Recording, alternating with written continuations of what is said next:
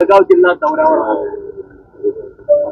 आता जळगाव जिल्हा दौऱ्यावर आहे म्हणण्यापेक्षा उत्तर महाराष्ट्रातच फिरतो आम्ही सगळं. काय चित्र काय उत्तर महाराष्ट्रात? महाविकास आघाडी, संपूर्ण महाराष्ट्रामध्ये महाविकास आघाडी. म्हणून तर आपले देशाचे प्रधानमंत्री नरेंद्र मोदी हे दिल्लीत कमी आणि महाराष्ट्रात जास्त, कारण हरियाणा, जम्मू काश्मीर या निवडणुका ते हारत आहेत. त्यानंतर महाराष्ट्र आणि झारखंडच्या निवडणुका होत आहेत. पण हरियाणापेक्षा अधिक दणदणीत पराभव महाराष्ट्रात होणार. हरियाणात काँग्रेसच जिंकते आहे. आणि महाराष्ट्रामध्ये सुद्धा नरेंद्र मोदीने किती सभा घ्याव्यात, किती फिती कापाव्यात, किती थापा माराव्यात, या राज्याच्या जनतेने ठरवलेलं आहे की थापेबाजी बंद झाली. मला तर सारखी भीती वाटते की निवडणूक काळामध्ये हे देशाची राजधानी मुंबईला हलवतात की काय, कारण हे दिल्लीत टिकतच नाहीये. आणि देशाच्या प्रधानमंत्र्यांनी कुठे आणि किती वेळा जावं या संदर्भात काय शिष्टाचार आहे. पुण्यामध्ये एकाच मेट्रोचं 6 वेळा उद्घाटन करतात. हे प्रधानमंत्र्यांना कसं काय जमतं मला माहित नाही. आणि प्रधानमंत्री येऊन इतकं खोटं बोलतायत महाराष्ट्रात, रोज खोटं बोलतायत. काल त्यांनी अकोल्यामध्ये चिंता व्यक्त केली अंमली पदार्थांच्या बाबतीमध्ये, की काँग्रेस पक्ष हा अंमली पदार्थांच्या पैशावर निवडणुका लढतो. ठीक आहे, काँग्रेस त्याच्यावरती उत्तर देईल. पण खरं म्हणजे देशाच्या प्रधानमंत्र्यांनी गुजरातमध्ये जो 3.5 लाख कोटीचे अंमली पदार्थ आतापर्यंत पकडलेले आहेत मुंद्रा पोर्टवर, 3.5 लाख कोटीचा ड्रग्स गुजरातमध्ये पकडला, त्याच्यावर मोदी बोलत नाहीत. आणि हा पोर्ट कोणाचा आहे तर गौतम अडाणीचा. 3.5 लाख कोटीचं ड्रग्स पकडलंय म्हणजे 100 लाख कोटीचं ड्रग्स तिथून बाहेर पडलेलं आणि अख्ख्या राज्यात पसरलंय. हे ड्रग्स कुठून येत आहेत? अफगाणिस्तान. त्यासाठी मुंद्रा पोर्टचीच का निवड केली? उतरण्यासाठी हे ड्रग्स सगळं कोट्यावधी, शेकडो, लाखो कोटीचं. याच्यावर नरेंद्र मोदींनी बोललं पाहिजे. ललित पाटील प्रकरण महाराष्ट्रात घडलेलं आहे. या ललित पाटीलला संरक्षण देणारे लोक मिंदे आणि फडणवीसच्या मंत्रिमंडळामध्ये आहेत. त्यांच्यावर नरेंद्र मोदी बोलत नाहीत. काल पोहरा देवीच्या कार्यक्रमाला ते गेले, तिथे त्यांच्या व्यासपीठावरती सन्माननीय संजय राठोड होते, ज्यांच्यावरती एका महिलेच्या संशयास्पद मृत्यूचा आरोप आहे. हत्या, आत्महत्या याचा तपास होण्याचं बाकी आहे. आणि त्या महिलेच्या घरात सुद्धा जेव्हा मृत्यूनंतर नशेचे पदार्थ सापडले होते आणि तिथे जाणं येणं या मंत्र्यांचं होतं. तुम्हाला अंमली पदार्थाची एवढी चिंता आहे, पण तुमच्या पायाशी कोण बसलाय? काल पोहरा देवीच्या कार्यक्रमात तुमच्या पायाशी हेच लोक बसले होते ना. तिकडे हरियाणामध्ये जन्मठेप झालेला राम रहीम, महात्मा त्यांचा भाजपचा राम रहीम, त्याला आतापर्यंत 12 वेळा पॅरोलवर सोडलाय निवडणुकीच्या निमित्तानं. 12 वेळा. त्याच्याही आश्रमावर महिलांवरती अत्याचार, खून असे प्रकार घडले, अंमली पदार्थ सापडले. आणि त्या राम रहीमसाठी प्रधानमंत्री मोदी त्याला पॅरोलवर सोडण्यासाठी विशेष प्रयत्न करतात. आणि तो राम रहीम भारतीय जनता पक्षाला मतदान करा असं जनतेला आवाहन करते बाहेर येऊन. मोदींना हे चालतं का? हे जे आहे हे जरा नरेंद्र मोदी देशाचे प्रधानमंत्री त्यांनी आपलं भाषण करण्यापूर्वी थोडासा इतिहास समजून घेतला पाहिजे. मला चिंता वाटते मोदींना भाषण कोण लिहून देत आहे. मोदींना जी संस्था किंवा ज्या व्यक्ती भाषण लिहून देत आहेत ते मोदींची बेअब्रू करतायत,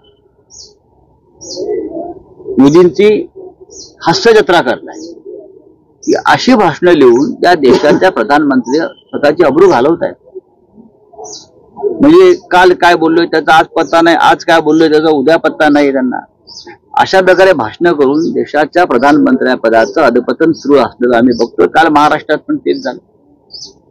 काल काय म्हणे ठाण्यात म्हटले, मी तुमच्यासाठी गोड बातमी घेऊन आलो. कुठली गोड बातमी? तर मराठी भाषेला अभिजात भाषेचा दर्जा दिला. ठीक आहे, यासाठी आम्ही सगळे, मी कोणाचे श्रेय नाहीये, सगळ्यांचाच प्रयत्न गेले 20-25 वर्षापासून आम्ही प्रयत्न करतो आहोत सगळे. तुम्ही गोड बातमी घेऊन आलात कारण तुम्ही महाराष्ट्रात निवडणुका हारताय म्हणून तुम्ही गोड बातमी घेऊन आलात. लोकसभा निवडणुकीत तुमचा पराभव झाला, महाराष्ट्र विधानसभेत तुम्ही हारताय, त्याच्यामुळे राज्यात तुम्ही अशा गोड बातम्या देत फिरताय. जर तुम्हाला मराठी भाषेसंदर्भात निर्णय घ्यायचा होता तर आधी घेता आला असता, पण आम्ही स्वागत करतो. त्याच्यामुळे नरेंद्र मोदी देशाचे प्रधानमंत्री जरी असले तरी प्रधानमंत्री पदाला न शोभणारी अशी वक्तव्य ते करताय, ही चिंताजनक आहे. ठाण्याच्या कार्यक्रमामध्ये काल फडणवीस आणि शिंदेने असं म्हटलेलं आहे की मवियाच्या बाल हत्यामुळे मेट्रो ट्रेनचं काम बंद पडलं, ठाकरेंचा इगो दुखावला म्हणून मेट्रोच्या कामाला स्थगिती दिली, असं त्या दोघांनी हल्ला बोलतो. त्या दोघांचा हल्ला बोलला काही अर्थ नाहीये. खरं म्हणजे खासगी ते दोघे एकमेकावर हल्ला बोल करतात.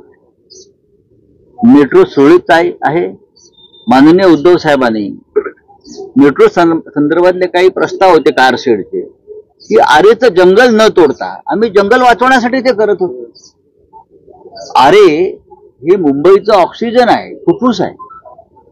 तिकडे तुम्ही हजारो झाडं तोडली, ही झाडं तोडली जाऊ नयेत यासाठी त्यांचे प्रयत्न होते ना. त्याच्यामध्ये मेट्रोला कुठे विरोध होता? शिवसेना कधीही विकासाच्या आड आली नाही. रावसाहेब, छत्रपती संभाजी महाराज आज आर्मी स्मारक शोधायला चालले आहेत, तर त्यांना विरोध होतोय सरकारकडून. नक्की शोधलं पाहिजे. छत्रपती शिवाजी महाराजांचं स्मारक शोधण्याची जबाबदारी या देशातल्या 11 कोटी जनतेवर आहे. आणि नरेंद्र मोदींच्या हस्ते त्या समुद्रातल्या स्मारकाचं पूजन झालं होतं. भारतीय जनता पक्षानं फार मोठा गाजावाजा केला होता की जगातलं सगळ्यात मोठं स्मारक आम्ही करू वगैरे. पण जर आमचे संभाजीराजे छत्रपतीचे स्मारक शोधायला जात असतील तर आमचा त्यांना पाठिंबा आहे. पण त्यांना विरोध झालेला आहे. ते असं म्हणतात आता की दुर्बिणीतून आम्हाला बघावं लागेल आता की कुठे. त्यांना विरोध का व्हावा? छत्रपतींचे वंशज आहेत ते. संभाजीराजांना विरोध करण्याचं कारण नाही. खरं म्हणजे त्यांच्या बरोबर उदयनराजे भोसलेने जायला पाहिजे. जे इथे शिवरायांचे वंशज या राज्यात आणि राज्याबाहेर आहेत त्या सगळ्यांनी यावं. आम्ही त्यांच्या पाठीमागे जाऊ. जागा वाटपाचं सध्या उत्सुकता आहे. आपलं महाविकास आघाडीची गाडी कुठे आहे? महाविकास आघाडीची गाडी स्टेशनला पोहोचलेली आहे व्यवस्थित. गाडी व्यवस्थित आहे. जळगाव जिल्ह्यातली जागा वाटपासंदर्भात उत्सुकता आहे. तुमचे विरोधक गुलाबराव पाटील टीका करतायत की उमेदवार आयात करण्याची वेळ ठाकरे गटावर येणार आहे. असं आहे की गुलाबराव पाटील जे इकडले आमदार आहेत, मंत्री आहेत, त्यांनी त्याची चिंता करू नये. पण तुमचा पराभव निश्चित आहे हे त्यांनी फक्त याची चिंता करावी. गुलाबराव पाटील हे पुन्हा विधानसभेत जाणार नाहीत. आम्ही उमेदवार आयात करू किंवा निर्यात करू, पण तुमचा पराभव निश्चित आहे. त्यांनी म्हटलं की संजय राऊतांनी शिवसेनेचा पोवाडा केला आणि त्यांचाही पोवाडा होणार आहे, तुमचा पोवाडा होणार आहे. ते पोवाड्याची चेष्टा करतात. छत्रपती शिवरायांच्या इतिहासात पोवाड्याला फार महत्व आहे. जे शूर असतात त्यांचा संबंध पोवाड्याशी जोडला जातो. बरं, हे जे असे लोक आहेत गद्दार बेईमान, त्यांच्यावरती कधी कोणी पोवाडे रचले नाहीत. गुलाबराव पाटलावरती कधी कोणी पोवाडा रचणार नाही. पण जे हुकुमशाही विरुद्ध लढले या देशामध्ये, महाराष्ट्राच्या स्वाभिमानासाठी लढले, त्यांच्यावर नक्कीच लोक 4 ओळी इतिहासात लिहून ठेवतील. ते म्हणतायत हा रेडा मान द्यायला तयार आहे, त्यांनी तलवार घेऊन यावं.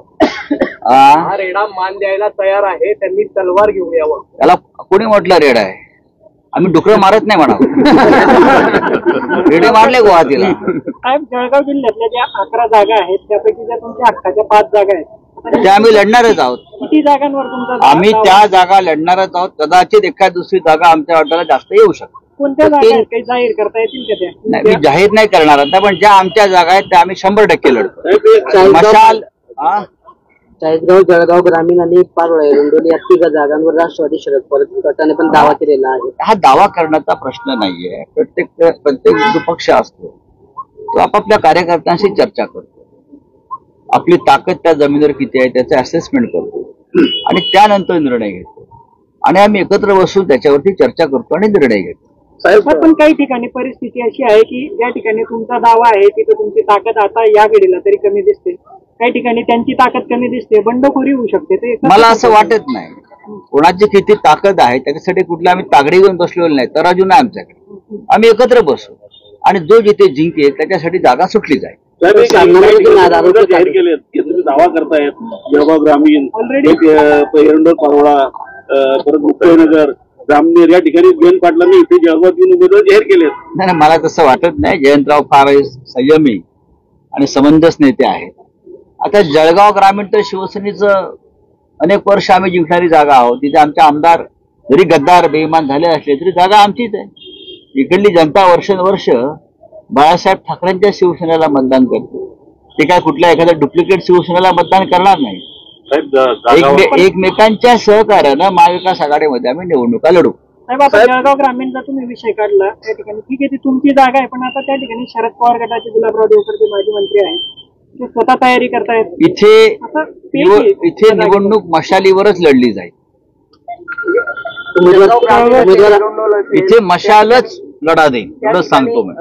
सतीशांना असतील या ठिकाणी तुमचा बालेकिल्ला होता त्या जागांवर म्हणजे शरद चंद्रजी पवार गटाकडून. नाही, एक लक्षात घ्या की आता पवार साहेबांचे सुद्धा अनेक लोक सोडून गेले, नेते सोडून गेले, पण खालची जनता शरद पवार साहेबांबरोबर आहे. मतदार हा पवार साहेबांनाच मानतो ना. तसं शिवसेनेतले काही बेईमान लोक सोडून गेले असले तरी मतदार बेईमान झाला नाही, जनता बेईमान झाली नाही, ते आमच्या बरोबरच आहे. चला, धन्यवाद.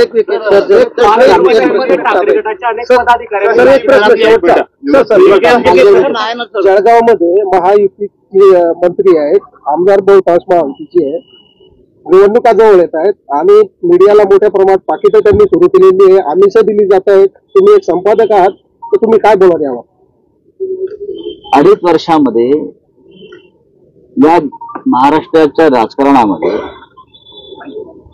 खोके संस्कृती आणि पाकिट संस्कृती जास्त वाढली. आमदार खासदार पदाधिकाऱ्यांसाठी खोके आले. ही भाषा कधी या राज्यात आली नव्हती. आणि नरेंद्र मोदींनी या देशातला मीडिया विकत घेण्याची नवीन परंपरा सुरू केली. मीडिया, संपूर्ण मीडिया म्हणजे कंपन्या मीडियाच्या विकत घ्यायच्या, मालकांना विकत घ्यायचं. आणि मग खालचे लोक त्याच संस्कृतीला अनुसरून पत्रकारांना, जिल्हा प्रतिनिधींना, संपादकांना विकत घेण्याचा प्रयत्न करतात. पण महाराष्ट्राला पत्रकारितेची मोठी परंपरा आहे. आम्ही जेव्हा सांगतो हा महाराष्ट्र आहे, टिळक, आगरकर, चिपळूणकर, बाळशास्त्री जांभेकर, आचार्य अत्रे, बाळासाहेब ठाकरे अशी एक मोठी परंपरा आहे. आणि या राज्यातला पत्रकार या पाकिट संस्कृतीखाली दबला जाणार नाही अशी मला खात्री आहे. महाविकास आघाडीचं सरकार येणार आहे, मुख्यमंत्री होणार आहे. पवार साहेबांनी जर त्या ठिकाणी शिवसेनेचं मुख्यमंत्री करायचं जाहीर केलं आणि संजय राऊतांचं नाव घेतलं तर संजय राऊत मुख्यमंत्री होणार का? आम्ही माननीय उद्धव ठाकरे यांनी या राज्याचं नेतृत्व करावं या भूमिकेत. बरं, आणि आमच्या सगळ्यांचा संघर्ष त्यासाठी. ज्या पद्धतीनं नरेंद्र मोदी, अमित शहा यांनी महाराष्ट्रामध्ये गद्दारी करून बेईमानांच्या हातात सूत्र दिले आणि उद्धव साहेबांसारख्या एका शब्द संयमी माणसाला मुख्यमंत्री पदावरून दूर केलं.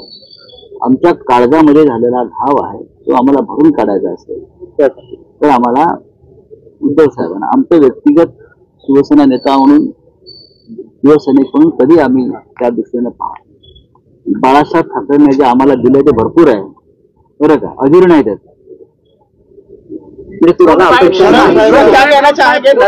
महाराष्ट्र में सबसे ज्यादा दौरे कर रहे हैं अभी यहाँ के डर गए हैं महाराष्ट्र हारने वाले. लेकिन मैं तो उनको आह्वान करूंगा कि आप जब तक महाराष्ट्र की विधानसभा का चुनाव नहीं होता तब तक दिल्ली जो राजधानी है मुंबई में शिफ्ट कर लीजिए. चलो, आपको बार बार आना जाना पड़ता है दिल्ली मुंबई. एक तो दिल्ली में बैठकर कुछ काम करते नहीं, राजधानी घूमते रहते विदेश में, इधर उधर इधर उधर. तो मुंबई में या पुणे में राजधानी दिल्ली की जो है शिफ्ट कर लीजिए. मोदी जितने महाराष्ट्र में आएंगे उतनी उनकी सीटें कम हो रही है. कांग्रेस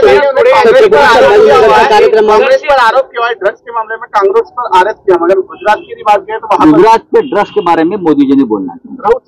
देश का सबसे बड़ा ड्रग्स की जो केस है 3 लाख करोड़ ये गौतम अडानी का जो मुंद्रा पोर्ट है उनके ऊपर उतरे है ना, कहाँ से आया, कौन जिम्मेदार है, मालिक कौन है, उसके पहले कितना उतरा, कहाँ तक गया, पैसा कहाँ गया, उसके ऊपर किस पार्टी ने चुनाव लड़ा, ये नरेंद्र मोदी जी ने देश को बताना चाहिए। राहुल गांधींनी दिलं त्यामुळे आधी त्यांनी शिवरायांची माफी मागण्याचा अधिकार त्यांना नाही। नेहरू गांधी शिवरायांचा अपमान करणारं पुस्तक लिहिलं, त्या राहुल गांधींनी आधी माफी मागावी नंतर शिवरायांवर बोलावं असं फडणवीस म्हटलं। पंडित नेहरूंनी माफी मागितलेली आहे, त्यांना इतिहास माहित नाही। पंडित नेहरूंनी माफी मागितलेली आहे। खरं म्हणजे महाराष्ट्रात जो छत्रपती शिवाजी महाराजांचा पुतळा भ्रष्टाचारामुळे कोसळलेला आहे, त्यासाठी भारतीय जनता पक्षानं सरकारचा राजीनामा दिला पाहिजे। चला।